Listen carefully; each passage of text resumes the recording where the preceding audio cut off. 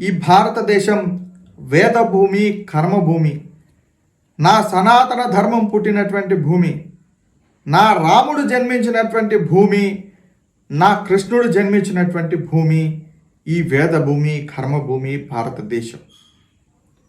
అలాంటి నా భారతదేశంలో నా హిందువులందరూ ప్రశాంతంగా వారి వారి మనోభావాలకు తగ్గట్టుగా వాళ్ళు చాలా చక్కగా నా సనాతన దేవతల్ని, నా వేదాలు చెప్పినటువంటి దేవతల్ని వాళ్ళు పూజించుకుంటున్నారు.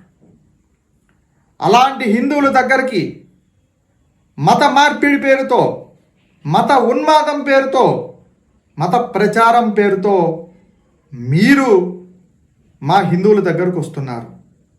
మీరు హిందువుల దగ్గరికి రాకుండా ఉంటే అసలు గొడవే ఉండదు.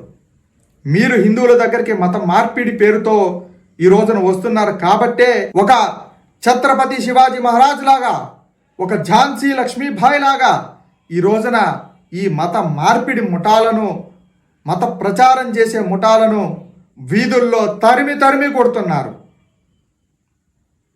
మీరు రాకుండా ఉంటే అసలు ఏ గొడవ ఉండదు. ఎవరి పాటికి వాళ్ళు చక్కగా హాయిగా ఎవరి మతంలో ఉన్నటువంటి దేవుళ్ళని వాళ్ళు చక్కగా పూజించుకుంటారు.